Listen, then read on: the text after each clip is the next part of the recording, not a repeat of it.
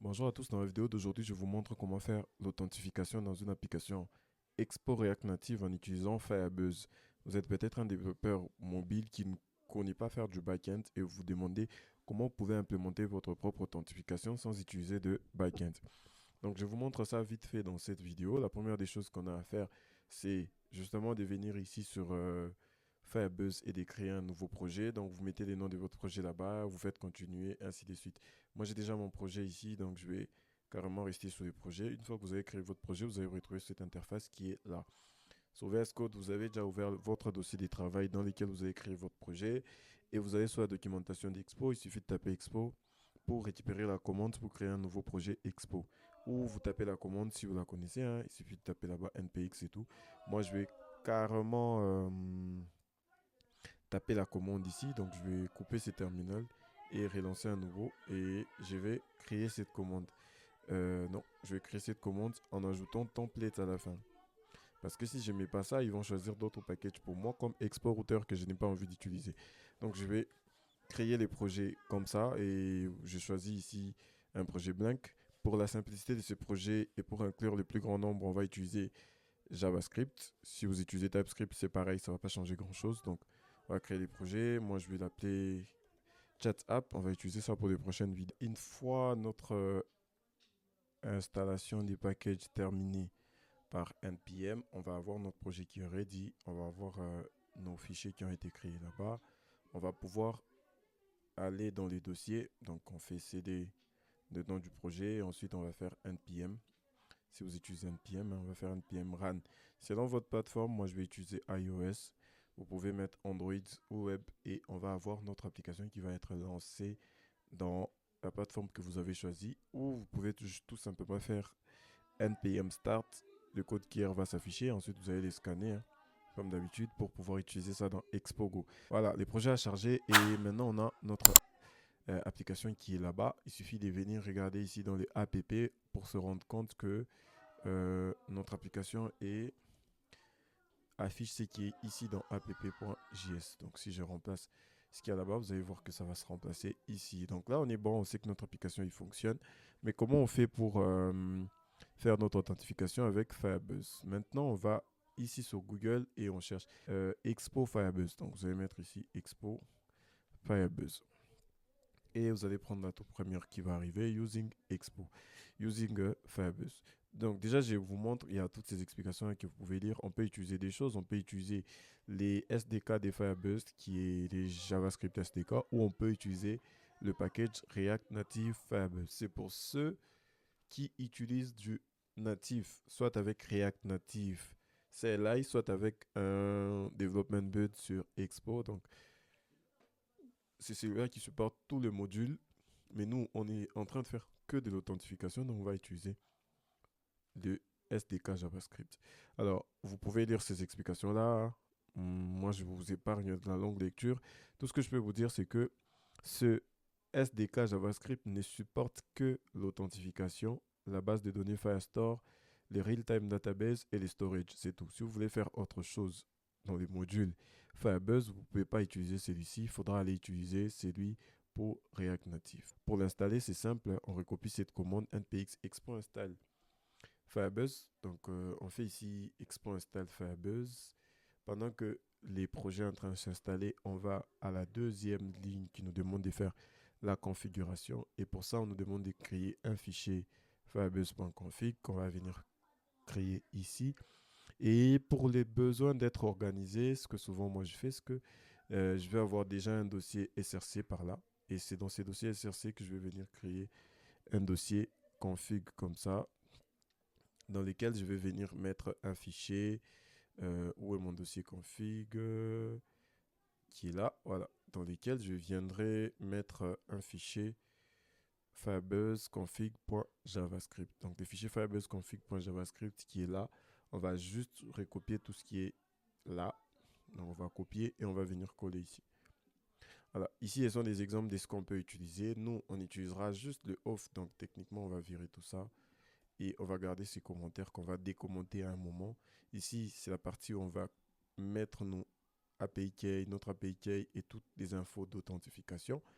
Et ici, c'est à partir, on va initialiser notre application. Et parce qu'on va en avoir besoin un peu plus loin, je vais exporter ça. Et c'est la seule chose que je vais exporter ici, hein. Donc, je vais exporter ce gars ici, export default app. Comme ça, je pourrais utiliser cette connexion ici parce que c'est ici que je me connecte à Firebase. Je pourrais l'utiliser dans mes autres composants. Donc, c'est ce qui n'est pas écrit ici, hein. Moi, j'ai ajouté ça là. Donc, le projet, pendant qu'il est en train de s'installer, on va voir que ça, c'est la config. Et on va nous dire que à partir de Firebase version 9 et au-dessus, pour utiliser le module qui sont dans le Firebase, on va passer par un API qui est modulaire. Donc, on n'a plus besoin de télécharger les Firebase off. On peut juste passer par Firebase pour récupérer l'authentification. Donc, on va changer juste les noms des modules qui sont ici. Si par exemple, j'ai besoin de Firestore, je vais juste venir et je vais dire je vais Firestore. Mais non, nous, ce qu'on veut, c'est off. Donc, on va garder off. On voit que notre installation est finie. On va juste relancer notre application ici. Là. Et pendant ce temps, nous, on va revenir ici, on va regarder quelle est la version qu'il nous a installée. Il nous a installé la version 11.2. Donc, on vient ici et on voit que l'étape 3, c'est de configurer Metro. Alors, pour ça, on a besoin de configurer Metro pour lui dire que comment il doit gérer le Firebase SDK. Donc, la première des choses qu'on va faire, c'est cette commande ici. On va créer ces fichiers-là. Donc, on coupe encore notre application, hein, et on fait cette commande. Cette commande va nous créer le fichier métro que nous pouvons modifier nous-mêmes, donc qui est là et qui ressemble à ça. Et nous, tout ce qu'on va faire, c'est juste de récupérer celui-là et de venir remplacer tout ça. Une fois qu'on a fait ça, normalement, on a fini. Notre projet peut se connecter à notre application Firebase ici, sauf une seule chose. Ici, on n'a pas mis notre API key, on n'a pas mis notre projet et toutes ces informations. Comment on obtient ces informations? On vient ici et on crée une nouvelle application. Pas iOS, pas Android. Même si vous êtes sur Android, même si vous êtes sur iOS, créez une application web. Parce que Expo va passer par le web. On a parlé du SDK JavaScript, pas Android, pas iOS. Donc, on crée une application web. Là, par exemple, moi, je peux l'appeler Expo. Et juste pour me rappeler que c'est dans mon projet Expo et je vais enregistrer. Je ne vais pas configurer ça parce que je n'ai pas besoin d'hébergement. Et on va nous expliquer comment utiliser ça. Mais si vous vous rendez compte, vous vous rappelez, nous, on a déjà installé Firebase, donc on n'en a pas besoin. Ce dont on a besoin, c'est ces informations-là. On va recopier ça et on va venir ici, on va remplacer ces informations-là par... on n'a pas copié, hein. On va remplacer ces infos par ce qu'on a copié, c'est-à-dire ça. Voilà. Alors, ces informations ne doivent pas être publiques. Moi, je vous les montre ici, mais juste quand j'ai fini d'enregistrer cette vidéo, je veux tout changer. Ça ne doit pas être public parce qu'à partir de ça, n'importe qui peut créer son application qui peut se connecter à votre Firebase. Et Firebase, c'est là où vous allez mettre les données de vos utilisateurs et vous n'allez pas laisser tout le monde se connecter là-dessus. Donc, normalement, vous venez dans votre Git ignore directement et vous lui dites les dossiers config qui est dans SRC, les fichiers Firebase config ne doivent pas être traqués par GitHub. Ne doit pas être traqué par Git et ne doit jamais être envoyé par GitHub. Donc, ça nous permet de jamais envoyer des informations sensibles sur GitHub. Si vous pouvez pousser ça, aller mettre ça dans un fichier d'environnement, c'est aussi valable. Donc, là, on a récupéré les infos. On peut rentrer à la console qui est là. Et maintenant, on est prêt à commencer à travailler. On n'a qu'à relancer notre application npm run iOS. Good. Maintenant, là, ce qu'on va faire, c'est de créer notre premier fichier de connexion. Donc, on doit avoir l'interface de connexion ici. Et pour faire ça, ici, dans les dossiers SRC, on va déjà créer un dossier screen. Et dans ces dossiers screen, on va créer les premiers fichiers. On va appeler ça signin.js. Ici, dans signin.js, la première des choses qu'on va importer, ça sera React. Juste, on importe from React comme ça et on est bon. Maintenant, on crée une constante, donc const sign in. Déjà, juste pour un besoin de clarté, je vais renommer pour qu'il soit sign in screen comme ça. Ce qui me permet ici de faire sign in screen. Point. Comme ça. Voilà. Donc il y a copilote qui me complète comme ça tranquillement. Donc ce qu'on va faire, c'est juste de faire ça. Voilà. Ici, on fait notre return traditionnel. On prend la proposition de copilote et on s'assure que tout ça a été importé. Donc il faut importer view. On importe texte aussi. Tout ça from. Il faut aller récupérer ça dans React Native comme ça. Voilà. Ce gars aussi, on va en avoir besoin. On va l'importer aussi. On va tout simplement l'enlever pour l'instant. Et on va avoir notre composant qui est là. Comme ça, il ne servira pas à grand chose. Donc, on doit l'exporter. On fait export defaults comme ça. On enregistre. Ce qui nous permet de venir ici. Tout ça, on n'en a plus besoin. Et d'enlever toute sa partie qui est là. C'est moi déjà changer cette config là pour aller sur la tabulation. Voilà. Donc là, je vais mettre je vais appeler mon screen sign in screen comme ça. Je vais m'assurer qu'il a été importé, sinon on n'ira pas bien loin avec ça. Donc on dit, ici on dit qu'on a sign in screen qui vient de... là, je me rends compte que j'ai mis les screens dans config, ce qui n'est pas bon. Il faut que les screens soient dans src. Voilà. Dans config, on doit avoir que ces fichiers-là. Et dans screen, on doit avoir ce fichier-là. Donc, directement ici, on importe des src, screen, sign in screen. Si on enregistre tout ça, est-ce que notre application bouge? Oui, il bug. Il bug pourquoi? Parce qu'il me dit qu'il ne connaît pas style. Voilà, ce style-là. Donc, la première des choses, déjà, c'est que je vais l'enlever. Comme ça, et je vais enregistrer. Voilà, là, ça marche. On a les welcome qui est tout en haut. Et pour faire ça, on va remettre les styles qui étaient là. Donc ici, ce qu'on fait, comme on a importé comme ça, tout ce qu'on a à faire, c'est de ajouter un container ici. Parce que ici, là, on utilise un container. La première des choses qu'on va lui dire, c'est que tu seras en Flex 1. La deuxième des choses qu'on va lui dire, c'est que tu seras en Justify Content Center. Voilà. Donc techniquement, le gars, il va se passer là. Je ne vais pas le centrer dans l'autre sens. Je vais plutôt utiliser un padding horizontal de, pour l'instant, 20. On sera là. Et on va commencer à designer tout ça. La première des choses que je vais faire, c'est que j'ai besoin d'un truc, par exemple, là. Les styles, c'est vous qui avez ça. Donc, à vous de voir quel style vous avez. Moi, je vais juste dire bienvenue à nouveau. Là. Et je vais peut-être ajouter un autre texte par là. Et je vais laisser copilote me proposer quelque chose. En entendant ici, je vais dire ça, le style, ce sera styles.title. Ça, le style, ce sera styles.header. Et ça, les styles, ce sera styles.subtitle. Donc là, j'aurai subtitle. Vite fait, j'ai mon subtitle là. Ici, je sais qu'il y a des erreurs d'accent et tout ça, mais bon, on s'en fout un peu. Ici, on va s'assurer que Copilote nous donne un truc. Donc, connectez-vous pour continuer, c'est pas mal. Donc, j'ai déjà cette partie et je commence une deuxième partie qui sera la partie où j'aurai les formulaires. Donc, je pourrais dire style.form comme ça et je commence mon input. Donc, la première des choses que je fais, c'est...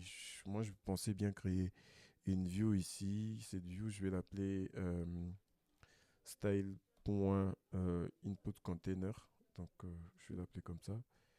Input container. Donc, moi, parfois, je mets tout et puis je vais designer à la fin. Et là, j'appelle text input. Comme ça. Bien sûr, en temps normal, vous avez un Figma et vous essayez de le regarder. Et donc là, j'ai besoin d'un placeholder. Donc, je mets adresse email. Et ici, j'ai besoin d'un style. Donc, je vais dire styles.input. Comme ça. Voilà, ça c'est la première des choses. J'ai ce gars. Je pourrais aussi ajouter un label ici. Donc, j'ajoute un texte. Et j'ai dit adresse email. Voilà. Si je mets ici adresse email, ici je pourrais dire entrez votre adresse email. Donc je suis comme ça. Et ce que je vais faire, c'est que je vais juste recopier ce gars pour le répliquer ici. Et ici, je vais dire entrez votre mot de passe comme ça. Ça deviendra un mot de passe. Et celui-là, ça deviendra mot de passe. Donc là, techniquement, je suis pas mal. Je vais peut-être ajouter un keyboard type pour être sûr que l'utilisateur a les bons claviers. Donc là, ce sera email adresse. Et ici, je commence déjà par ces keyboard type là. Mais lui, comme c'est le mot de passe, je vais le mettre par défaut parce qu'on ne sait jamais. Et comme c'est par défaut, j'ai pas forcément besoin de mentionner c'est lesquels. Et je vais plutôt dire secure text entrée, que je vais mettre ça à true, ou je vais juste laisser ça comme ça. Mettre à true ou laisser comme ça, c'est pareil. Donc c'est à vous de voir. Vous pouvez juste dire c'est true. Ça, c'est pour sécuriser les mots de passe parce qu'on est sur un champ mot de passe. On n'a pas besoin que ça soit visible. Alors si j'enregistre tout ça pour me rassurer que tout va bien, alors je vois que tout va bien.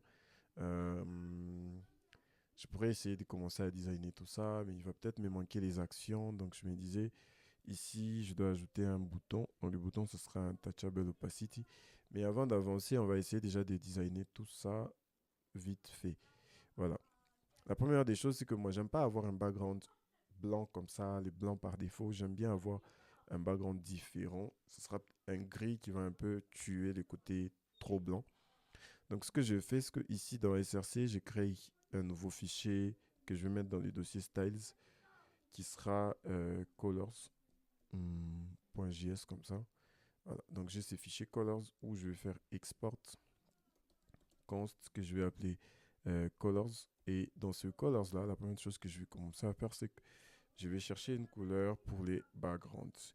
Bien évidemment, vous avez déjà fait votre Figma, les couleurs, vous avez votre palette, mais dans les cas si on n'a pas de palette, donc je vais sur colors et j'essaie de trouver un gris. Je suis par exemple là, il suffit juste de cliquer ici et d'aller chercher un certain gris qui soit pas très gris, mais qui soit pas non plus du blanc. Là, c'est du blanc, mais je pourrais chercher un gris qui est très très proche du blanc, mais qui n'est pas du blanc pur. Voilà, donc je vais venir ici, je vais mettre par exemple cette couleur-là. Et moi, j'avais prévu d'utiliser cette couleur comme la couleur primaire. Donc je vais venir là et je vais dire primary. Donc ça, c'est ma couleur primaire. Je vais mettre ça comme ça. Voilà. Si vous voulez uniformiser, vous mettez en majuscule un peu partout. J'enregistre.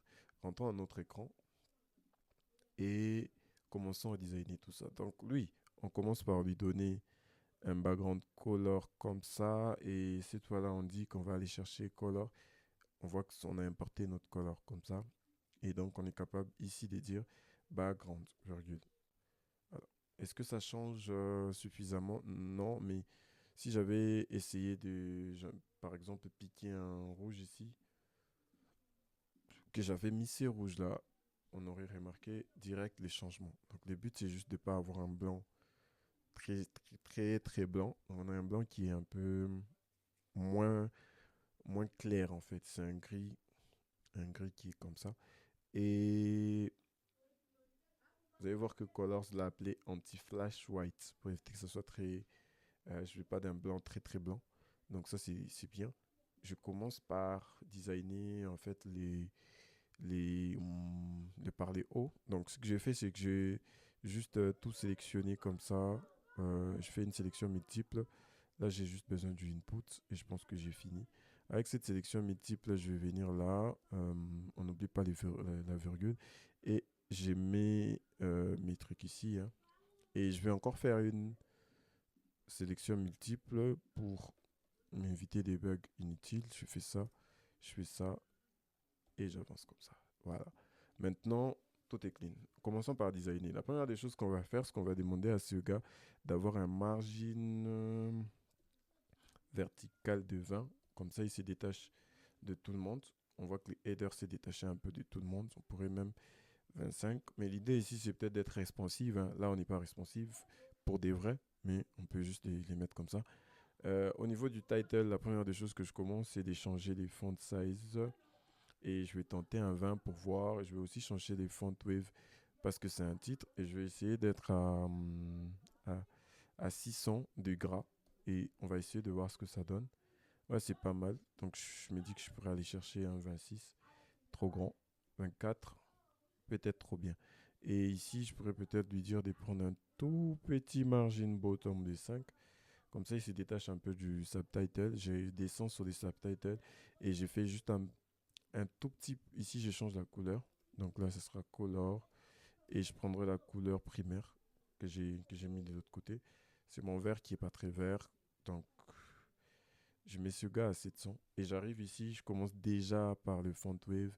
Et je me dis, on va peut-être être à 400. Mais ça peut devenir 500, c'est la taille normale. On met 400. Voilà, c'est pas mal. Euh, on regarde aussi, on va pas mettre la couleur primaire, on essaye, mais on va laisser déjà comme ça. Je vais juste aller chercher un tout petit peu. Je sais que là, je suis à 14 par défaut, donc je peux aller chercher 15. On va voir ce que ça va donner, mais l'autre truc que je vais faire ici, c'est de lui dire, en fait, tu vas tout justify en center. Donc là, il est justifié comme ça, et tu vas me faire un align thème à center aussi. Donc techniquement, il se repose comme ça. Et pour ma part, je pense que là, j'ai d'abord fini cette partie. Donc, je viens au niveau du formulaire et peut-être je prends un petit margin vertical aussi. Cette fois-là, ce sera peut-être des 10. Voilà, pas mal. Les input containers, comme ça, je ne vais pas trop le toucher pour l'instant. Celui que je vais toucher déjà là, c'est celui-là. Et je vais lui dire, toi, tu vas avoir une taille des 50. J'ai l'habitude d'avoir des inputs à 50 et je vais lui changer directement sa couleur. Donc lui, je vais lui donner une couleur différente. Donc color dot. On peut essayer le white comme ça. Si on essaye un blanc, vous allez voir, pap, c'est directement différent. L'input vient de se différencier de celui-là. Donc on va déjà d'abord laisser les blancs et puis on va bouger plus tard. Bon. J'ai pas mis les blancs de l'autre côté parce que je vais pas, j'ai pas l'intention de beaucoup l'utiliser pour l'instant. Donc j'ai laisse comme ça. Je mets un border radius et je mets un margin start qui va nous permettre d'éviter d'être trop collé au bord. On va être des 10. Pas margin, hein. On va faire un padding. Et je vais peut-être mettre directement un padding horizontal, comme ça s'applique de deux côtés. Ici, dans les input container, on va déjà commencer par mettre un margin bottom de 10. Comme ça, les deux, ils vont se décaler un peu, peut-être des 15. Voilà, les deux, ils vont se décaler un peu. Là, j'ai les inputs et je vais demander aux inputs d'avoir un tout petit margin top de 5. Voilà, c'est décalé un peu du label. Et là, je me rends compte que je n'ai pas donné des styles au label. Et je suis déjà pas mal en termes de style. Peut-être je ne suis pas très convaincu par les margines horizontales que j'ai ici. Je pense que je pourrais peut-être aller chercher 20. Voilà, là, ça commence à être pas mal. Donc, je remonte et je me rends compte que eux, je leur ai pas donné de style. Donc, je dis styles dot label. J'ai écrit n'importe quoi. C'est pas ça label. Mais là, je sais que ça, c'est label. Donc, je pourrais piquer ça comme ça et recopier ça ici. J'enregistre. Et maintenant, je peux aller chercher label. Donc, form input. Je sais que c'est là. Et que le label, il est juste avant l'input en soi. Donc, je fais ça comme ça. La première des choses, c'est que je ne veux pas que mon label soit aussi noir. Donc, j'ai bien l'intention d'aller chercher un noir pas très noir. Donc, peut-être là. Et je commence un peu à me rapprocher du noir. Et je prends ce noir-là. Après, il faut s'assurer que les couleurs sont compatibles entre eux.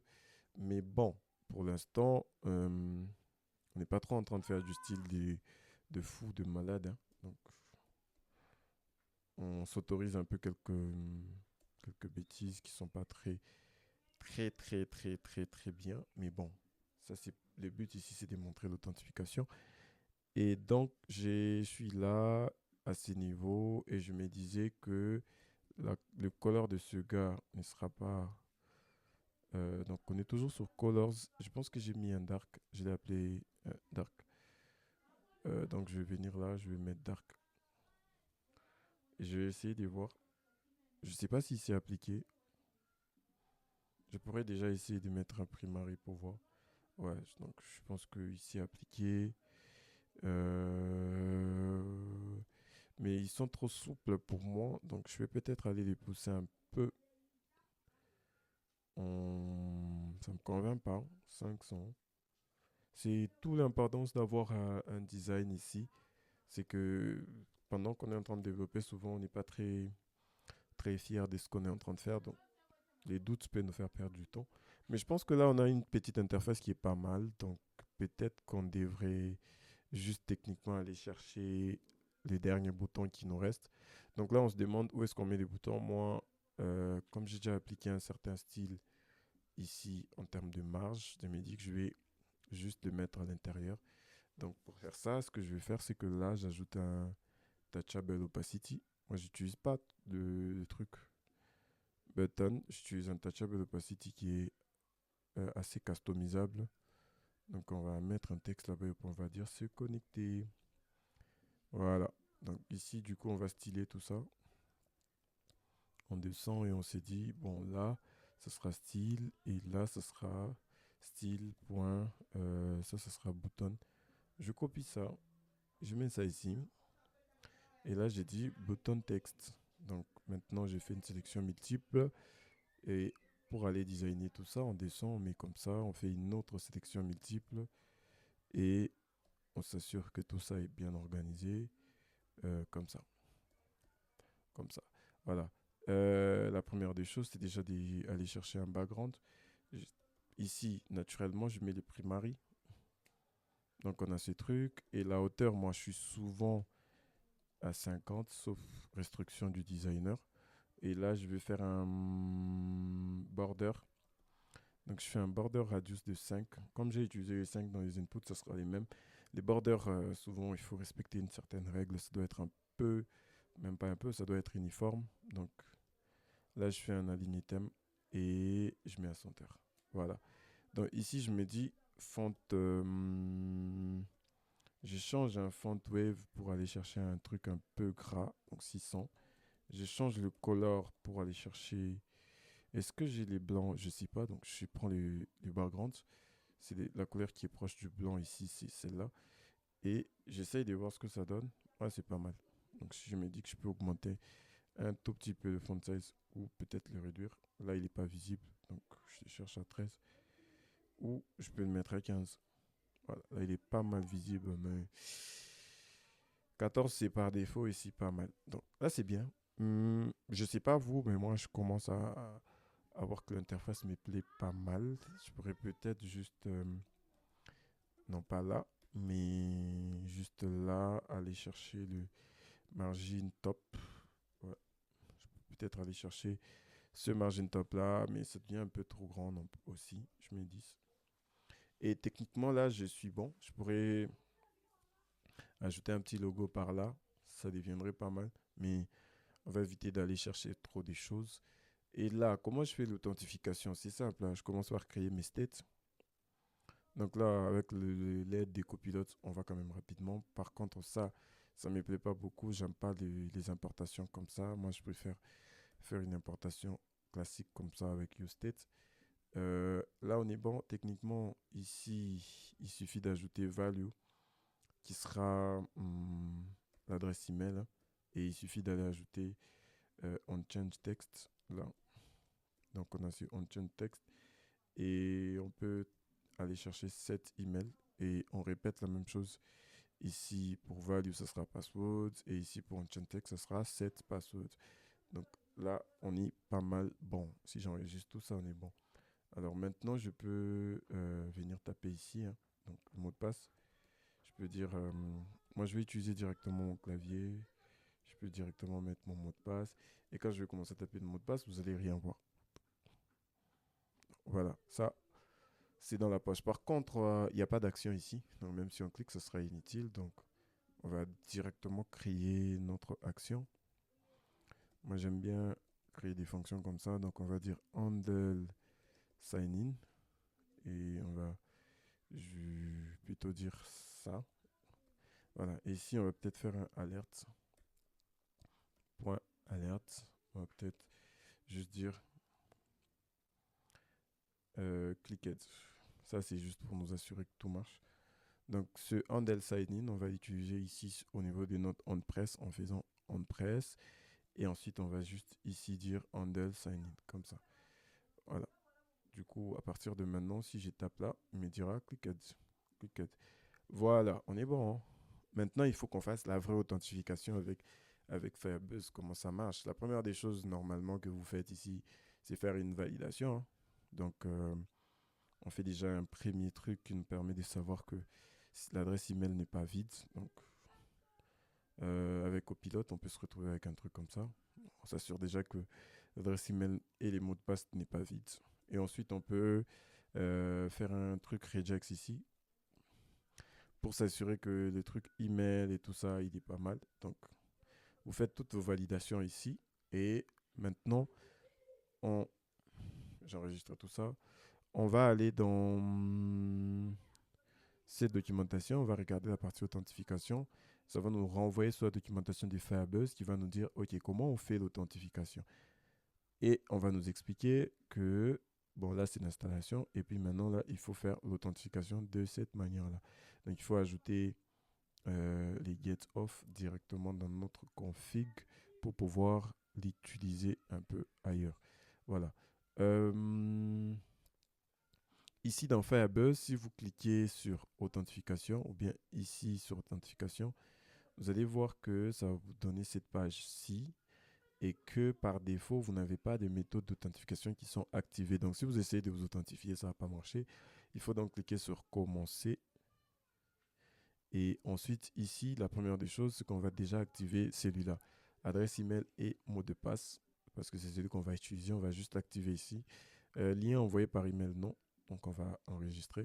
Donc, on va passer par l'adresse email et les mots de passe. Donc, si vous n'avez pas activé, il faut qu'il y ait au moins un fournisseur qui est activé ici. Et vous allez voir qu'on a encore 0 utilisateur ici dans Firebuzz. Donc, on va faire ça.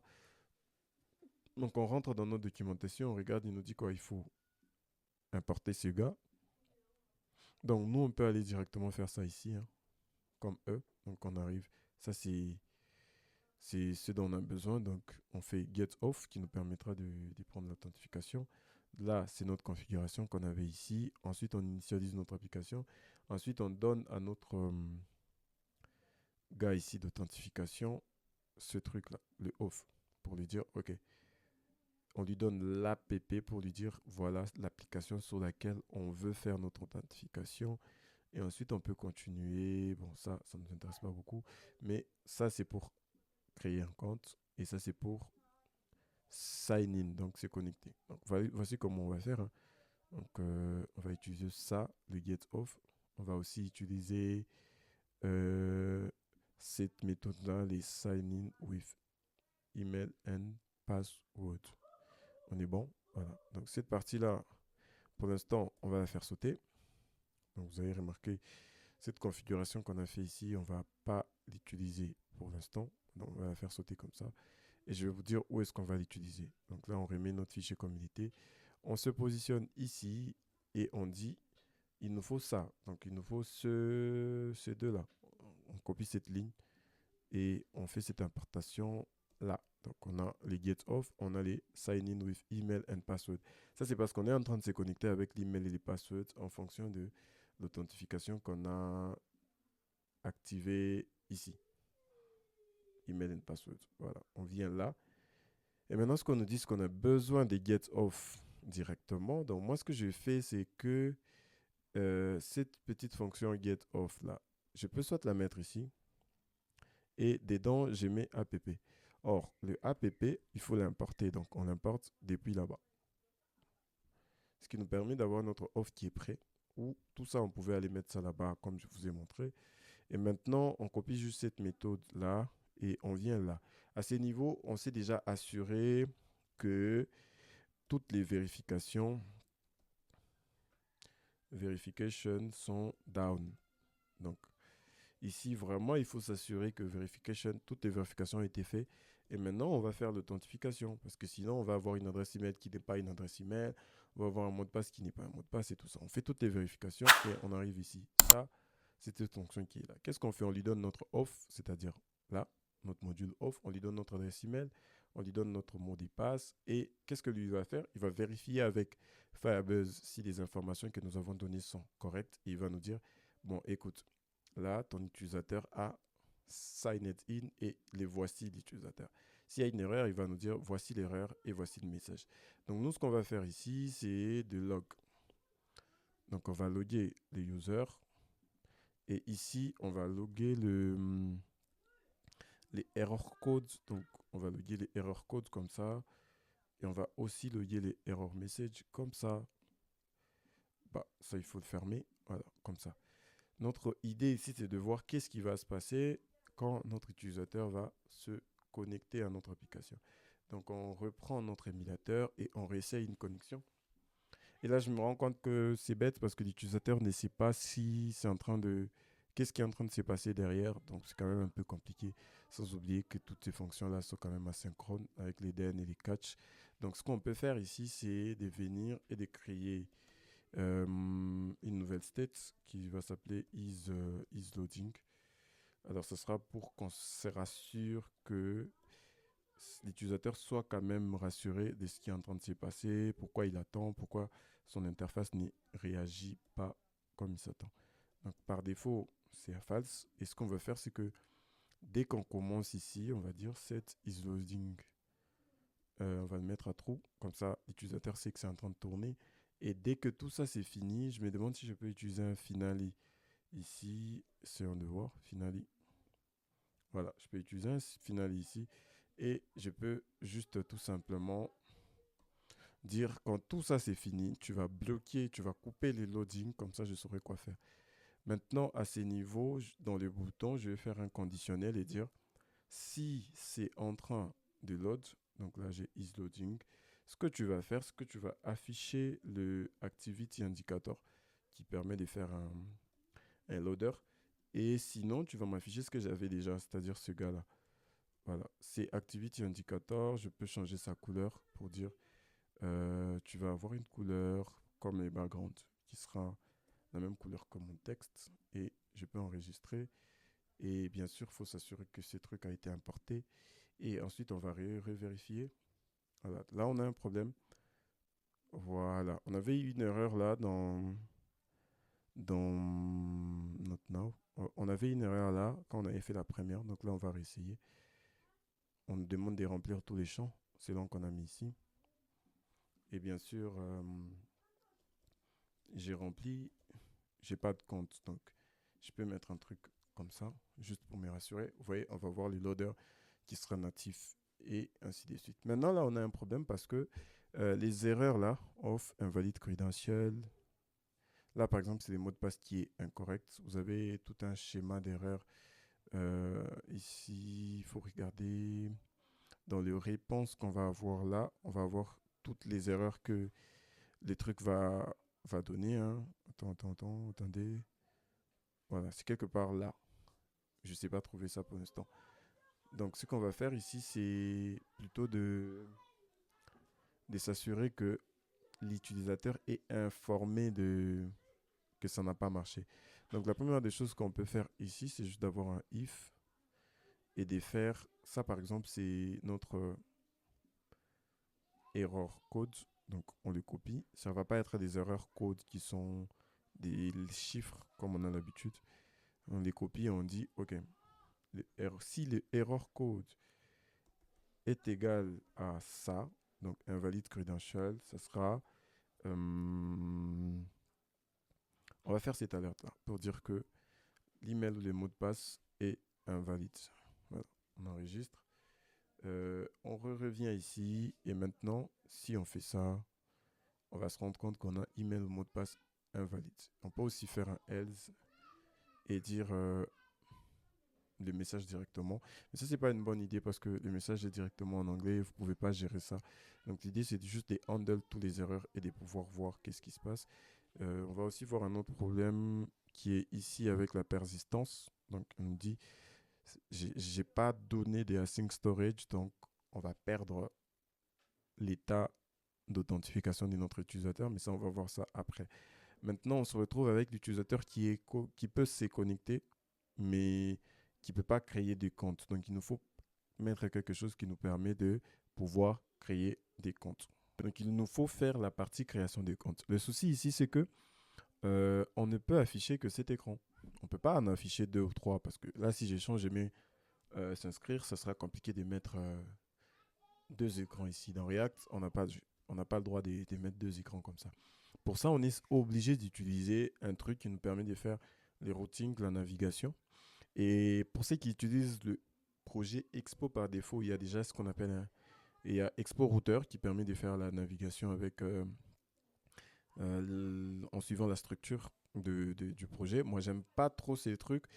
Je lui ai pas encore donné vraiment une chance, donc je passe par React Navigation. Donc, ce qu'on va faire, c'est que on va aller sur React Navigation. Ici, on va couper notre application parce qu'on doit ajouter des nouvelles dépendances. Donc, je vais clear tout ça. Et ici, si vous arrivez sur React Navigation, sur les Getting Started, on va vous expliquer les minimums à avoir, Expo 52 avec Expo Go. Donc, vous avez remarqué que nous, on est pas mal. On est à 52. Donc, on est bon.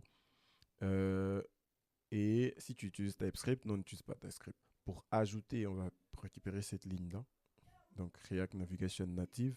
C'est les tout premiers modules qu'on va ajouter qui est là. Et dès que ce module va s'ajouter, il a besoin des dépendances dans un projet Expo.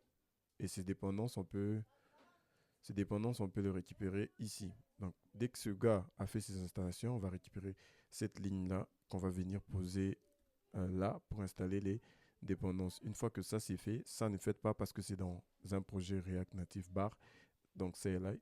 Donc, une fois qu'on a fait ça, on est prêt normalement, juste à ces niveaux-là. Donc, on doit englober notre application dans un navigation container. Donc, ce qu'on fait, c'est qu'on vient là, et au lieu de faire un sign-in comme ça, on va dire navigation ici. Et puis, on va dire, donc là, navigation, et puis on va dire container. Donc, vous allez voir que faut faire attention, hein. C'est pas là-bas. Donc, moi, je vais remettre les sign-in screen qui est là. Mais c'est pas là. Il faut juste prendre ça dans React Navigation Native. Donc, comme ça. Donc là, on est dans React Navigation Native. C'est bon. Une fois qu'on a ça, on a maintenant une navigation. Mais par contre, ça sert à rien parce que ça, c'est juste les modules de base. Mais on ne peut pas encore changer des pages comme on veut, comme un routeur, parce que il y a plusieurs types de navigation. Et nous, ici, on va utiliser les navigateurs par défaut. Celui des bases, c'est le Stack Navigation. Donc, le Stack Navigation, il permet d'empiler des fenêtres les unes sur les autres. Donc là, on arrive sur Hello React Navigation. C'est juste la deuxième partie. Et vous allez voir qu'on peut installer les native stack qui est là. Donc, il faut... attention, on ne va pas là. Donc, il faut encore taper npm install. On fait là, native stack. On avait installé les natives. Là, on a besoin du native stack. On installe comme ça. Donc, pour faire une stack navigation, ce qu'on a besoin, c'est par exemple là, on va faire un écran et puis on va venir créer Create Native Stack Navigation. Et dedans, on va mettre des screens et on va pouvoir brancher cet écran-là. Ce que nous, on peut faire ici, c'est, vu qu'on l'a installé, on va relancer notre application. Donc, npm start comme ça. Parce que j'avais déjà l'appelé ici. Une fois que ça start, on va reload. Voilà. J'ai mon npm start. Et donc, je peux juste reload pour m'assurer que mon application marche. Non, je vais pas save les passwords. Et mon application sera affichée ici voilà, sans aucun problème. Donc, on est bon. Maintenant, on ne peut pas faire ça parce que nous, on veut brancher une navigation. On ne veut pas brancher un seul écran, on veut en brancher plusieurs. Ici, dans SRC, moi, j'ai l'habitude de créer un dossier que j'appelle Navigation. Donc, quand on est ici, ce qu'on peut faire, c'est que là, j'ai importé React et là, j'ai créé un composant normal hein, qui est un off navigation. Comme ça, je peux pouvoir l'utiliser ici comme ça, comme off navigation. Et maintenant, ici, je vais être en dynamique. Et pour créer menu, une navigation statique comme ça, je vais avoir besoin de ça. Donc ça, quand, par exemple, je vais copier ça juste ici et je vais venir et dire, bon, déjà, on va avoir besoin de ça. On a besoin du stack qu'on va récupérer depuis native stack ici, donc c'est-à-dire là. Voilà. On va le mettre là. On dit qu'on récupère ce gars depuis notre native stack qu'on vient d'installer. Ensuite, on a notre composant qu'on veut utiliser. Nous, notre composant, on l'a déjà ici, hein, c'est sign in screen là pour l'instant.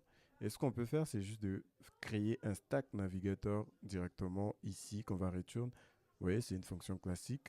Donc on retourne ça comme les enfants de notre composant ici. Donc on a ce stack là, point navigator, c'est le parent, et on a ce même stack point screen, c'est l'écran qu'on veut afficher. Donc ici, notre component qu'on veut afficher en premier, c'est notre sign in screen qui sera là. Et donc le nom, on va l'appeler aussi sign in screen pour ne pas beaucoup se perdre. Et donc on peut enregistrer et actualiser notre application. Et si on regarde, notre application est là. Et il y a quelque chose de nouveau qui a apparu, c'est ces headers là. Vous allez voir qu'on va voir ces headers là. Voilà. Nous, on ne veut pas avoir ces headers là. C'est pas comme ça que notre design se présente. Donc, on va aller customiser ce gars ici. Normalement, on a accès à des options ici qui nous permettent de changer les comportements de notre navigateur. Donc ça, vous pouvez trouver ça en descendant dans la documentation sur cette partie, configurer les navigateurs, et vous allez trouver que, par exemple là, initial route name, on met ça là pour dire quelle est la première page qui doit s'afficher, quel est le premier écran qui doit s'afficher, et on peut avoir les options. C'est ce dont je parlais ici. Donc on peut juste ici dire, ça c'est les titles qui doivent être affichés. Par exemple, si j'essaye les titles ici, donc on est sur un objet qui contient des objets, donc on va faire un truc simple comme ça. Je peux mettre title là, j'ai dit ça sera overview. Bon, ça c'est juste pour montrer. Mais si on regarde, on va se rendre compte que maintenant il écrit overview. Il écrit plus sign in screen. Donc ça c'est les noms de notre route, mais ça on peut afficher ce qu'on veut, on peut afficher login. Mais nous on veut pas afficher ça, on veut juste les cacher. Donc il y a trop de paramètres qu'il faut regarder, hein. Il y a beaucoup d'options, on peut changer la couleur et des trucs comme ça. Donc, il y en a tout plein ici qui nous permettent de faire ça. Donc moi ici je vais dire header show. Donc je sais déjà un peu comment ça marche. Donc je dirais header shown et je mettrai ici un false. Donc si je mets comme ça, voilà. Donc, les titles, j'en ai pas besoin. Donc, il faut regarder, il y a beaucoup d'options ici. Il faudra regarder quelles sont les options disponibles. Mais je sais qu'en mettant un header shown, on va se retrouver avec le header qui est pas montré. Donc là, on est bon. Maintenant, notre objectif, c'était d'avoir un deuxième écran. Donc, on va venir ici. On va créer la partie pour s'enregistrer. Donc là, je vais l'appeler sign up. Donc, moi, je mets... Il n'est pas au bon endroit, mais on va le bouger. Sign up. Sign up screen.js comme ça. Je le mets dans les screens parce que là j'ai mis au mauvais endroit comme ça ici. On commence à avoir l'habitude, on importe React. Et ensuite ici on fait export default ou tout simplement on fait constant et on fait notre sign up. Donc sign up screen, c'est les noms de notre composant. On fait égal, on fait ces trucs. Et ensuite on se retrouve avec notre il suffit juste de faire ces returns là pour avoir notre composant et on va faire ces trucs là, on fait ce view là comme ça et techniquement ce view il faut l'importer depuis React Native et techniquement on est bon, on peut export default notre sign up screen et pour être sûr qu'on a quelque chose on va ajouter notre texte comme ça qui sera comme ça, voilà. Et on s'assure que ce texte-là a été importé depuis React Native, c'est-à-dire ici, on s'assure qu'il est là, on enregistre, c'est bon. Maintenant, comment on arrive, on passe de cet écran vers cet autre écran, on revient genre ici, déjà on revient dans notre navigation, on dit on n'aura pas que cette screen-là, on va en avoir deux, donc je vais juste recopier comme ça. Et ici, je vais importer les deuxièmes c'est-à-dire les sign-up screens. On s'assure que ça a été importé convenablement là-bas. On change des noms parce qu'on ne peut pas avoir deux écrans avec le même nom. Et ici, on laisse toujours à false parce qu'on ne veut pas avoir. Maintenant, ici, on peut aller sur cet écran sign-in qui est là. On peut ici récupérer en props qui s'appelle en propre. On peut récupérer une navigation en props. Ça, c'est ce gars ici qui va injecter ça directement dans Off Navigation, qui va aussi injecter ça directement dans tous ses enfants. Donc, je peux pouvoir récupérer ça ici directement. Et on va ajouter un bouton ici. Vous n'avez pas des comptes. Donc là, s'inscrire. Donc, on quitte cette partie-là et on crée une autre view ici. Et on va ajouter un texte comme ça. Et puis, on va dire ici, vous n'avez pas encore, donc vous n'avez pas encore de compte. Et on va ajouter un deuxième texte. Cette fois-ci, ce sera un bouton. Donc, je mets Untouchable Opacity pour pouvoir avoir le contrôle. Et je mets un texte et j'ai dit, inscrivez-vous ici. Inscrivez-vous. Je peux même mettre des ici. Je suis là, je suis tranquille. Si j'enregistre ça, ça va venir s'afficher ici. Mais ce n'est pas le résultat que je veux. Donc, on va commencer à ajouter des styles partout là-bas. On dit style et puis on dit sign up zone ou bien sign up section. Je vais appeler ça comme ça. Et je vais recopier ça pour venir le mettre genre là. Et puis, je vais dire sign up text. Et je vais recopier ça ici pour dire sign up btn text. Non, sign up link, parce que là, ce sera un link. Sign up link text. Et lui, je vais l'appeler sign up link. Comme ça. Voilà, on recopie tout ça en bloc. Déjà, on s'assure que ça ne bug pas. Voilà, on revient ici. Et j'ai perdu toute ma copie, donc je vais recommencer. Là. Voilà. Je vais revenir là et je vais faire ça. Je vais faire un truc, la même sélection multiple que tout à l'heure. Et je suis bon. Voilà. Ici, la première des choses que les sign-up sections, je ne veux pas qu'il soit aussi haut, donc je vais peut-être aller les faire descendre quand même un peu, ou je vais peut-être aller les coller en bas. Donc si je peux faire position, je les mets en absolute, et là déjà, il va tout faire sauter comme ça, et puis je vais le mettre en bottom. Voilà, je vais peut-être le mettre en bottom 20. Là, je viens de le coller par le bas, et je vais le mettre en... Ouais, je mets un left de 20 et un right aussi de 20. Ça, c'est une stratégie pour pouvoir les centrer au milieu. Voilà. Ça, c'est bon. Il est là.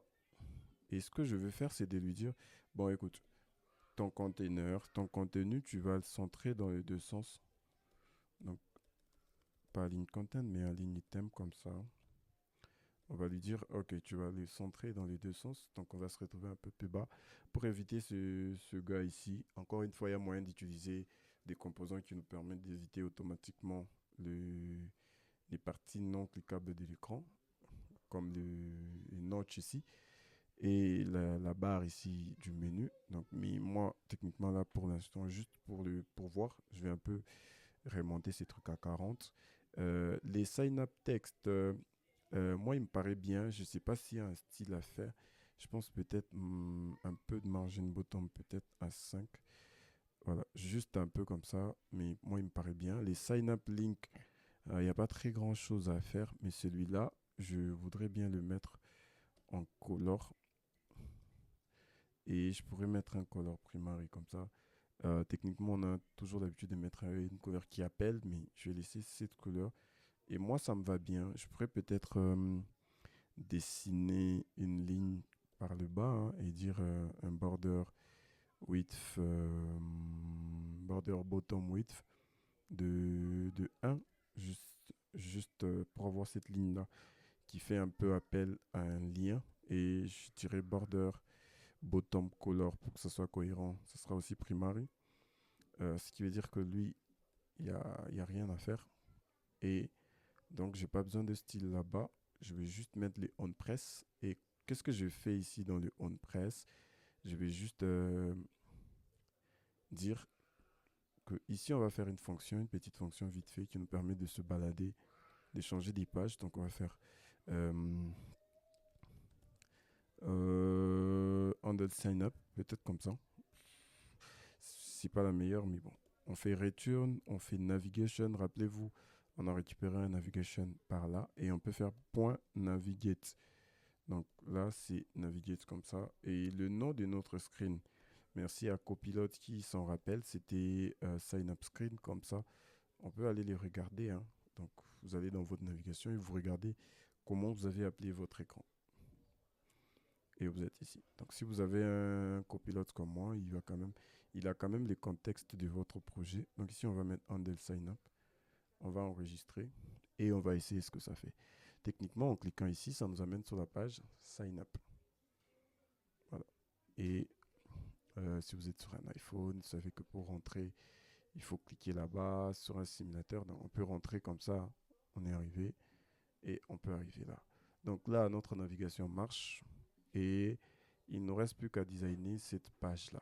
J'ai pas beaucoup l'intention de me faire souffrir avec les designs sur cette page. Voilà, donc par la magie du montage, on se retrouve déjà ici sur notre écran pour Sign Up où j'ai récupéré tous les styles que j'avais là-bas. J'ai un peu changé. Vous allez voir que ici c'est maintenant inscrivez-vous. Si on clique ici, on se retrouve sur... là, je vais corriger ça directement avec vous, hein. Donc, je crois que je me suis planté aussi. Je vais enregistrer comme ça. Donc si on clique ici, on se retrouve sur bienvenue à nouveau, c'est-à-dire sur la page de connexion. Et là, c'est connecté, hein. Si on clique ici, on se retrouve sur cette page où on va dire s'inscrire. Voilà. Donc typiquement, c'est les mêmes styles, donc j'avais pas besoin de tout recoder avec vous. Donc j'ai juste recopié tout ce que j'avais là. Je les ai ramenés ici et on est bon. Je vais peut-être juste changer un peu le header qui était à 25 comme ça et je vais essayer de suivre un peu la même marge et aller chercher quelque chose d'un peu plus grand en vertical. Au niveau des headers, je vais peut-être récupérer ce même gars qui est là et ce margin horizontal qui est là, hein. Je vais carrément le mettre là et on va voir que ça va se poser là et je vais peut-être changer les... Donc en étant là, je vais juste centrer tout ça et je pense qu'on est bon. Et comme ce texte-là est devenu un peu plus grand, je pourrais juste mettre un 10 comme ça.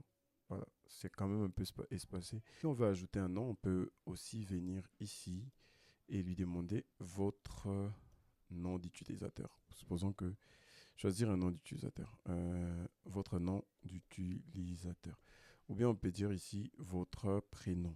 Donc on peut lui demander son prénom euh, pour un début, hein, pour pas compliquer la partie inscription. Donc ici on va dire entrez votre prénom. Et ici donc comme c'est un prénom, on peut mettre un truc simple, hein. Donc si je ne mets pas les keyboard type, ce sera default. Les default, c'est les keyboards que tout le monde peut voir. Et donc, je peux créer un state ici que je vais appeler name. Ou bien, je vais l'appeler surname. Bon, pour être cohérent, parce que c'est des prénoms. Je vais l'appeler surname comme ça, qui sera aussi vide comme ça. Ce qui me permet ici de dire ça, ce sera surname. Et ici, ce sera cette surname comme ça. Je pense que je vais laisser ça en minuscule tranquillement. Ce qui me permet ici de revenir en minuscule aussi. Voilà, ici à ces niveaux, je vais juste aussi m'assurer que les surnames n'est pas vide. Encore une fois, je vous ai dit qu'il faut faire plus de vérifications que juste ce que j'ai fait ici. Et ensuite, nous, on va s'occuper de l'inscription. Donc, si j'ajoute comme ça, on va voir votre prénom, adresse email. C'est pas cohérent de mettre votre prénom, donc il faut juste mettre prénom. Parce que là, j'ai dit juste adresse email. Donc, prénom, adresse email, mot de passe. Maintenant, notre utilisateur, ce qu'il va faire, ce qu'il va remplir et il va envoyer. Et à ce niveau, on va faire la même chose. Donc, on commence à faire les loadings. Et on rentre sur la documentation de Firebase, on regarde un peu plus haut, Sign Up New User. Et on va se rendre compte que cette fois-ci, on doit utiliser la méthode Create User with Email and Password. Précédemment, on a utilisé Sign In User. Là, on va utiliser Create User. C'est la même logique. On recopie la petite fonction comme ça. On revient ici. On s'assure qu'on a déjà les get off par là. Et maintenant, ce qu'il nous reste à faire, c'est ça. Moi, je vais ajouter mon finally comme d'habitude pour couper le loader. Donc, je mets ici finally.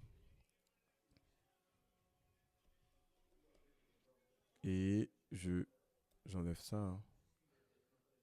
Je fais ça. Voilà. Mon finally, ici, son boulot, c'est juste de set is loading à false. On a déjà vu ça dans l'autre fonction.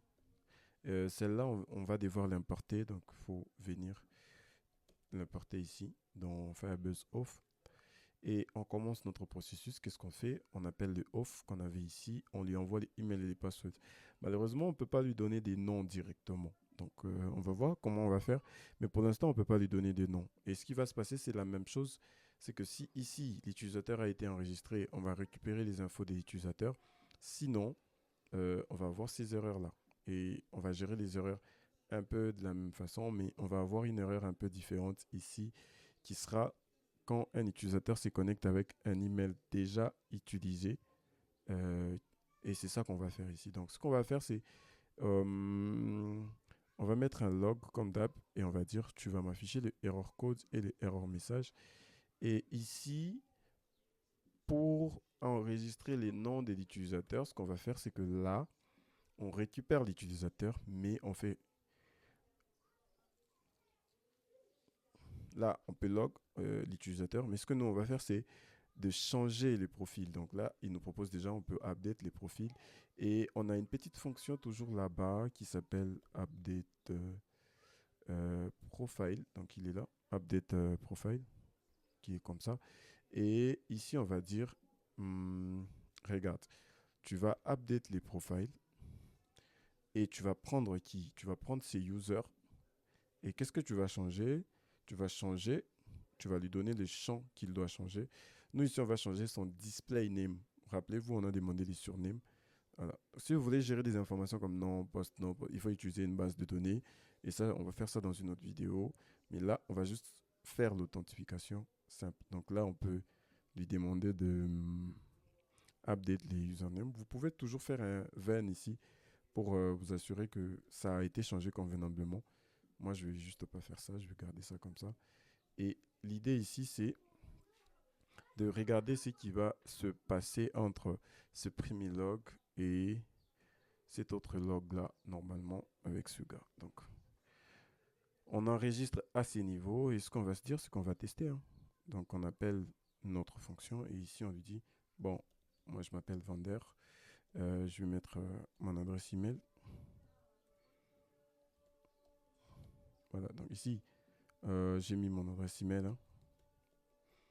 Il a tendance à mettre la première lettre en majuscule. Normalement, il y a moyen de tuer ça à ces niveaux. Je pense que c'est auto-capitalize.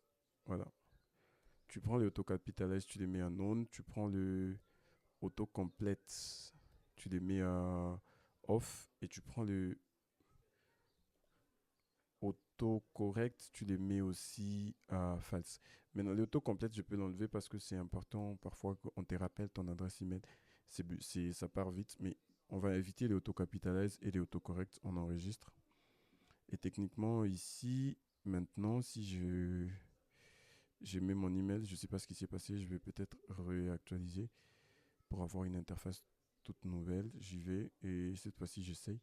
Voilà, on va voir qu'il ne corrige plus. Donc là, j'ai Vander. Et ici, je veux dire Van Notice. Donc, je mets mon mail.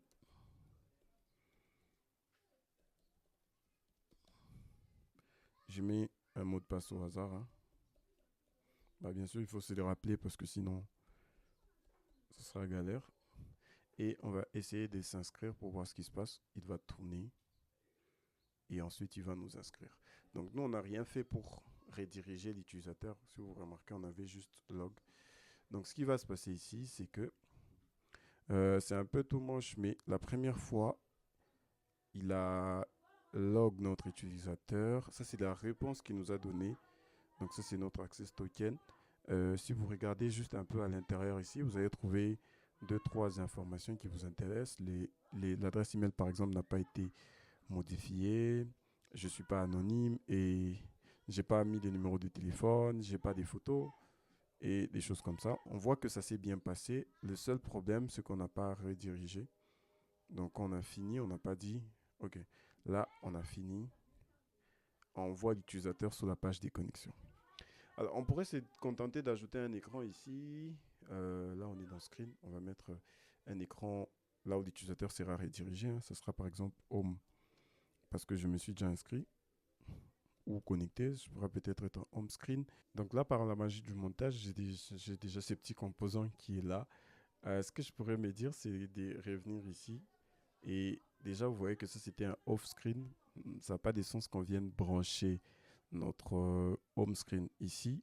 Donc, ce serait un peu compliqué. Ce qu'on peut faire, c'est que sur notre app ici, là, avant de mettre ce gars, on va déjà regarder si l'utilisateur est connecté ou pas. Mais ça, on fait ça comment dans Firebuzz?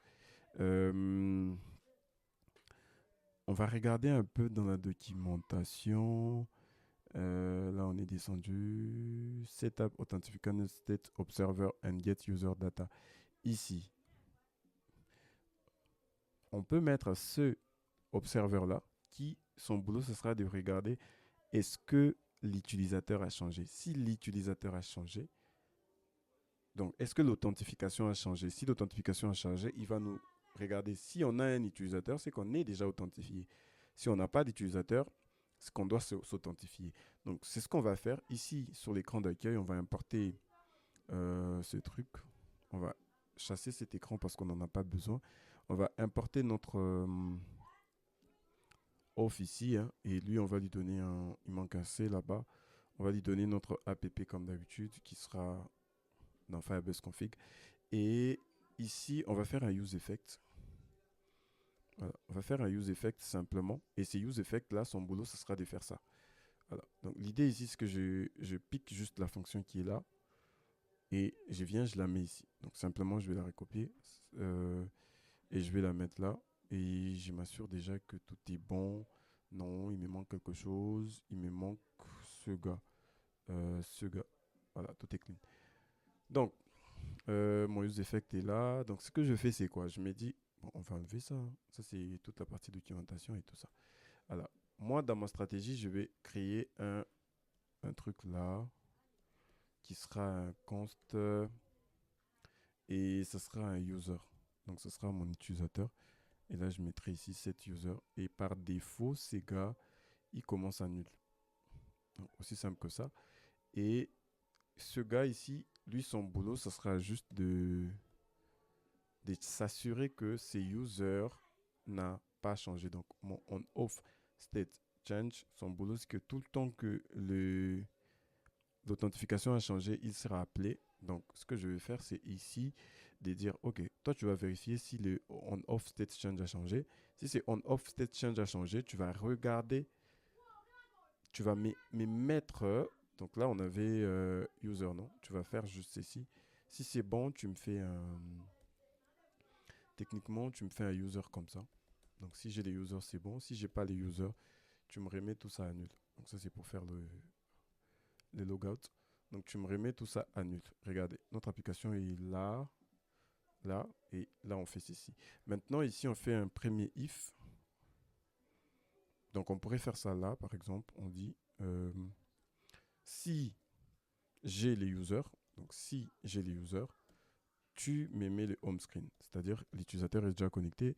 Il n'y a plus besoin de lui demander de se connecter. Sinon, tu me mets le off navigation qui va afficher les écrans de navigation. Donc là, j'enregistre. Et vous avez remarqué qu'on est arrivé sur le home screen. Non, je ne vais pas enregistrer le home screen. Il suffit juste que je change un peu deux, trois choses ici. J'ai besoin de ça, style. Donc, qui sera égal à styles. Non. Voilà, styles.container. comme ça, et je vais créer mon styles quelque part là, égal,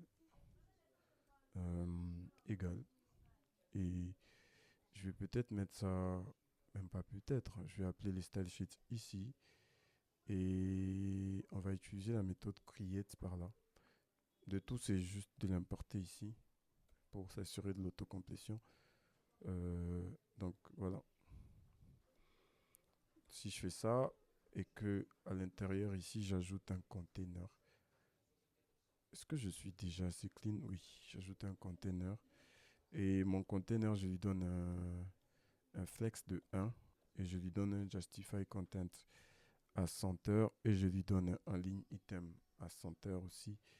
Je serai là et je pourrais enregistrer comme ça. Voilà. Là, je suis sur la home screen et on va profiter ici pour faire la déconnexion. Comme ça, on va voir comment ça marche. Donc, je vais juste. On va pas designer cet écran parce que c'est pas l'objectif. Euh, on va juste mettre un touchable opacity ici. On va mettre un texte et puis on va dire me déconnecter ou bien se déconnecter. Ça sera comme ça. J'aurai le 2 comme ça. Je ne vais pas designer ça aussi. Donc là, ce que je vais faire, c'est que je vais mettre un on-press. Il me manque le touchable opacity qui n'a pas été importé. Donc, il faut l'importer vraiment ici. Et on va faire ces on-press là. Mais qu'est-ce qu'on va mettre ici dans les on-press? C'est simple. On vient ici et on regarde comment on peut déconnecter notre utilisateur. Je sais que là, on peut import get off comme ça. Mais on peut aussi import une fonction qui s'appelle sign out comme ça. Et tout ça, ça se trouve dans Firebuzz app comme ça. From Firebuzz. Et il suffit juste de faire off comme ça. Cette méthode sign out, elle permet de sign out un utilisateur. Et donc, on a besoin de off. Vous vous êtes rendu compte que j'ai mis off beaucoup de fois. Ça pourrait être sympa de juste venir faire le off ici et de l'exporter lui au lieu d'exporter app. Voilà, donc c'est une idée. Et pour me déconnecter ici, ce que je vais faire, c'est que je vais créer une fonction ici que je vais appeler, voilà, comme copilote l'a dit, on va faire sign handle sign out, comme ça, et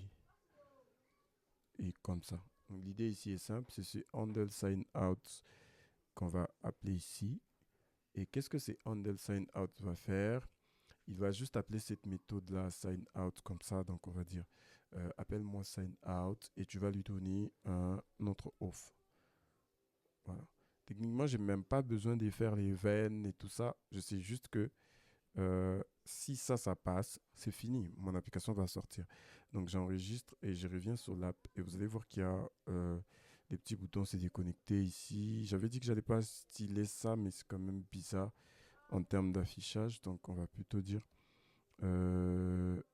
logout btn et juste vite fait question de tout styliser ça, de rendre ça quand même visible. Donc on revient là et on dit ok, logout btn va un peu descendre, donc juste on fait un margin top. Là moi je pique margin bottom, mais je pourrais faire un margin top ici, je mets 30 et c'est tout. Et ensuite là, ça c'était le logout btn. Donc là j'appelle le logout btn text et moi je lui donne juste une color différente. Donc ici on va dire color dot primary comme ça. On enregistre et techniquement on a ces petits boutons. On pourrait cliquer dessus, pas, on est déconnecté. Maintenant on peut essayer si on peut se connecter. Donc il nous suffit de faire vanotis720@gmail.com. Si je me rappelle encore du mot de passe, je sais pas. Essayons de voir. Voilà, je suis connecté. J'ai pas besoin d'enregistrer le mot de passe. Donc vous voyez qu'on est connecté. Et tout ce qui reste à faire ici, c'est peut-être de s'assurer de qui est connecté. Donc on a besoin de ce user qui est ici, là. Alors pour récupérer ces users là, on peut aussi juste venir ici dans notre ami off. Donc, par exemple, là, je pourrais faire euh, const. Bon, là, c'est n'importe quoi, mais c'est juste pour vous montrer. Je pourrais faire off, et puis je fais off comme ça, et puis je fais current user. Dans ces current user, il y a l'utilisateur dont on a besoin. Donc, si je fais un log ici de user, on va voir un user ici dans euh, notre console. Alors, l'idée ici, c'est peut-être de juste à côté, là, je vais faire un autre truc et de mettre user email. Donc, je pourrais dire user email comme ça et j'essaie d'afficher user.email et j'essaie de voir ce que je pourrais obtenir. Qu'est-ce que j'ai obtenu? J'ai obtenu l'email des utilisateurs. Vous vous rappelez, tout à l'heure, on a mis les display names, donc je pourrais essayer de voir si ça a marché. Et vous voyez voir que j'ai vraiment eu des Vanderbilt que j'avais écrit ici. Ça veut dire que notre sign up function qui est en train de update les profils marche. Donc, j'ai mon compte. Je peux me déconnecter. Si j'essaye de m'inscrire ici, voilà. Il y a un truc que je devais vous montrer par rapport aux erreurs qui sont là. Parce que si vous vous rappelez, euh, ici, on a bien géré une erreur qui est celle-là de email invalide. Mais là-bas, on n'avait pas géré les adresses, les erreurs de, par exemple, l'email a déjà été utilisé. Donc ici, je vais vous montrer, hein, je vais essayer de m'inscrire avec un autre nom. Ah, j'ai écrit ici, c'est une bêtise. Alors, je suis là, et là, j'écris mon nom, et là, j'utilise le même adresse email dont je me suis déjà inscrit avec, ce qui fait que je ne peux pas m'inscrire. Si je fais ça, je suis bloqué. Et mon log ici va me dire ça. Email already in use. Voilà. Ça, c'est l'erreur de le mot de passe est déjà utilisé. Vous ne pouvez pas l'utiliser de nouveau. Donc, on pourrait dire if error code. Donc, cet error code-là. Si c'est égal à ce gars-ci, alors on a besoin de faire un alert. Point. Alert. Même si j'ai fait des alertes, il y a moyen de faire des bons messages d'erreur. Et ici, on va dire error. Bon, pas erreur. On va dire erreur. Et on va faire virgule. Et puis, on va dire cette adresse email a déjà été utilisée. Hein. Email déjà utilisé, comme ça. Voilà. Et else. Comme d'habitude, on va faire les alerts. Et puis, on va mettre les error messages. Donc, on se met comme ça. Et là, si j'essaye. Ouais, j'ai eu quoi? Off email already in use. C'est ce que j'ai eu, mais est-ce que c'est celui-là que je vais vérifier? Ça vient de error. Email already in use. Oui, mais pourquoi j'ai pas obtenu le alert? Ah, mais il est là, non? On réessaye. Et techniquement, si je fais ça, voilà, il est là. Email déjà utilisé, email déjà utilisé. Voilà. Donc, je pourrais pas m'inscrire. Si je vais m'inscrire ici, il va falloir que je change. Et là, je pourrais m'inscrire. Invalide email, voilà. Cette adresse email n'est pas valide. On peut aussi récupérer ce gars qui est dans les else là, qui est invalide email. Et on pourrait dire, ok, else if. Donc ça, c'est vraiment un truc où faut aller regarder les tableaux des erreurs qui est associé aux erreurs code. Donc là, je pourrais dire ça. Email invalide, adresse, email invalide. Voilà, j'enregistre comme ça et cette fois-ci, si j'envoie, on me dira que l'adresse email est invalide. Maintenant, je rajoute les arrobases et boum. Voilà, je suis inscrit et vous allez remarquer que notre now. Voilà, là j'ai les users name qui n'est pas arrivé. Ça veut dire que cette fonction, elle arrive en retard. Et donc la stratégie, c'est que on pourrait refresh juste après ça, on pourrait juste faire ça. On fait un then comme ça. Et voilà. Je sais que là, le profil a été updated. Donc mon objectif ici, c'est de pouvoir fermer comme ça. Et des... Attends. Ok. Et je suis comme ça. Je pourrais donc là, je pourrais dire que le profil a été updated, mais je pourrais aussi refresh.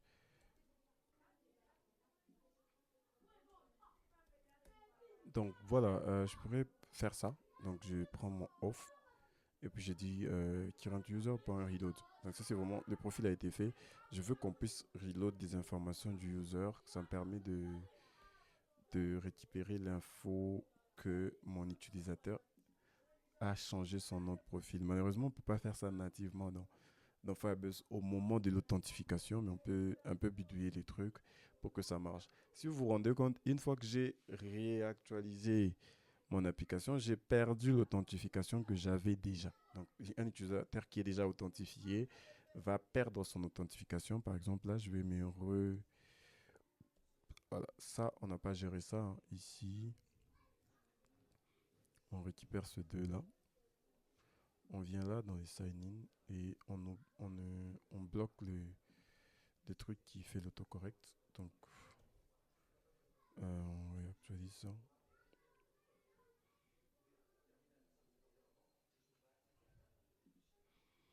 Donc là, je pourrais m'inscrire, hein, avec mon adresse email.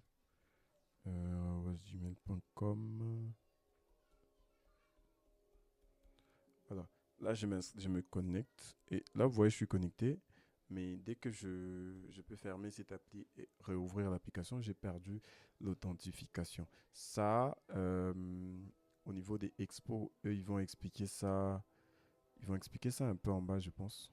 Donc, si vous descendez, il y a un truc. Je sais plus c'est où, mais je sais que quelque part, ils expliquent ça là, ici.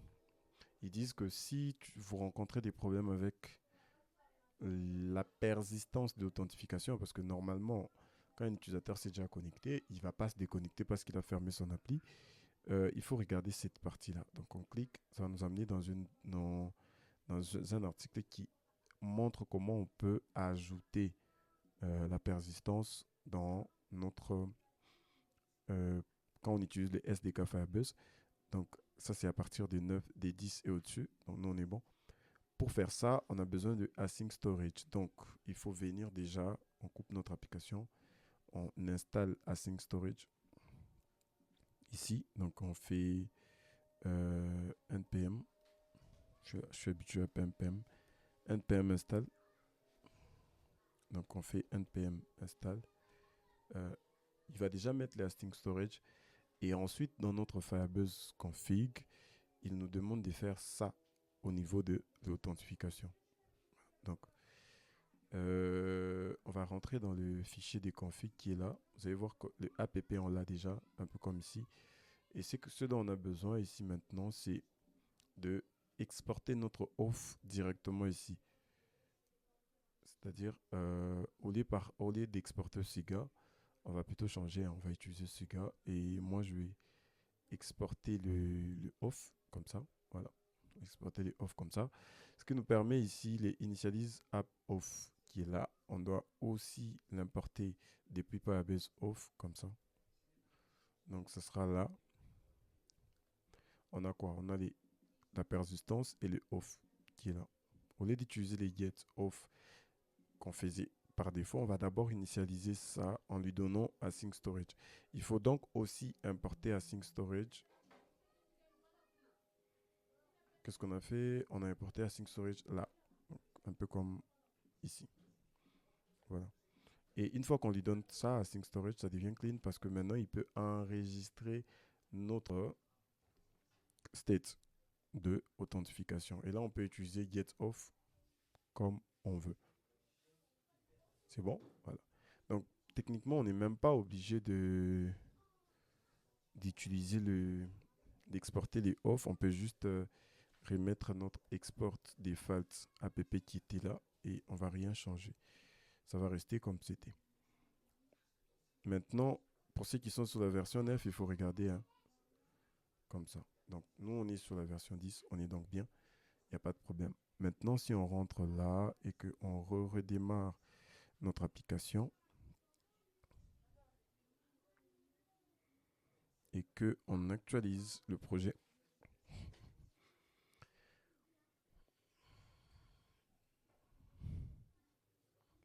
et qu'on se connecte, hein.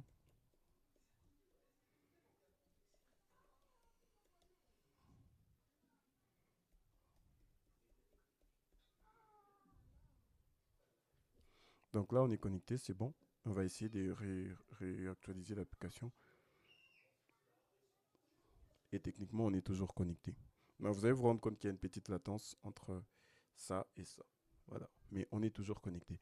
Cette latence, on peut la gérer parce que ici, ce qu'on a fait, c'est de dire si les users est nul, affiche d'abord ça, ensuite ça. Or, par défaut, les users est nul, les temps que les use effects puissent s'exécuter, ce qui fait que c'est comme ça. Nous, pour éviter ça, on pourrait juste se dire, on a deux options, hein. Je pourrais ajouter un loader ici.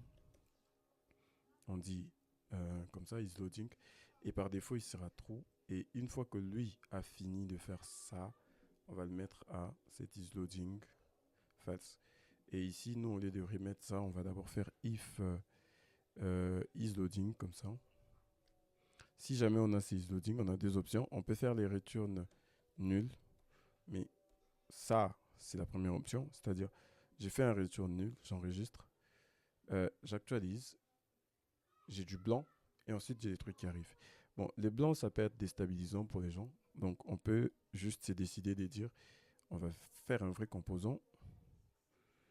On va mettre une vraie affichage ici, et à l'intérieur, on va mettre un activity indicator. Il y a aussi moyen de bloquer les splash screens, les premiers écrans, mais ça, c'est une autre façon de faire qu'on pourrait peut-être voir dans une autre vidéo si vous êtes intéressé. Et lui, je vais lui donner la couleur colors.primary. Et lui, je vais peut-être lui dire, attends, tu vas utiliser du style et tu seras un styles.container. Voilà, ce qui me permet, non, ce qui me permet de revenir ici pour réappeler mon style que j'avais enlevé au tout début quand on a commencé à travailler. Ici, je peux ajouter un container comme ça, hein. Lui, je peux lui dire justify content center, virgule, align item aussi en center, virgule. Et bien sûr, ici, je ferme ce gars et ensuite celui-là. Et je ferme comme ça. Et je m'assure que style sheet a été là-bas. Et j'enregistre. Maintenant, si j'actualise, pap, les splash screen. Et ensuite, on a des trucs. J'ai mon activity indicator qui n'a rien affiché. Je ne sais pas pourquoi. Donc ici, on a dit is loading. Des loading, il y a true. On off state change. On fait des if. On fait ça. Et on recommence. Ouais, donc on se rend compte que ce gars ne s'affiche jamais. Ce qui fait que quand on reload là, on voit rien. C'est parce que mon container n'a pas de taille. Donc ce qui fait que le justify content, il fait n'importe quoi. Ici, il suffit juste d'ajouter un flex comme ça. Et maintenant, on est normalement serein. Parce que si je fais ça, j'ai le loader et j'ai mon truc. Voilà. C'est une première solution d'avoir les loaders. Ensuite, on peut avoir donc j'ai une couleur ici, hein.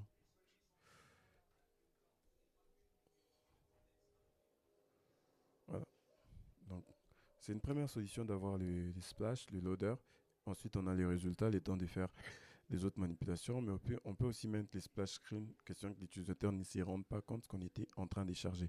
Donc voilà, on a fait une authentification avec React Native en utilisant Firebuzz. Un dernier élément, c'est vous allez voir vos utilisateurs directement ici dans les utilisateurs, hein. Vous allez voir que j'ai celui-là et celui-là. Donc, j'ai deux utilisateurs qui se sont inscrits et je suis capable de voir, ils ont un identifiant, ils se sont connectés pour la dernière fois, quand et ainsi de suite. Je peux aussi ajouter un utilisateur à la main, il me suffit de mettre son email et son mot de passe. Mais je peux aussi supprimer un utilisateur si je veux, ou désactiver son compte, ou réinitialiser son mot de passe. Donc, ça m'évite d'avoir à utiliser un vrai, à appeler un backend et tout ça pour faire une authentification. Et parfois, même quand on est backend, c'est beaucoup plus simple de gérer une authentification avec Firebuzz. Et surtout qu'on va pouvoir venir ici utiliser des authentifications comme Google, Facebook, Apple et des choses comme ça. Ça devient super intéressant. J'espère que cette vidéo va vous plaire. Ceci s'inscrit dans ce que j'ai dit dans la première vidéo de la chaîne, c'est qu'on va essayer de faire beaucoup de vidéos de code sur différents frameworks. Là, on a fait du React Native, on pourrait faire du React, du Laravel. Si vous avez des idées, des choses que vous voulez qu'on puisse faire, laissez-le moi dans les commentaires. Si vous avez aimé cette vidéo, n'hésitez pas à laisser un pouce et on se retrouve dans la prochaine vidéo.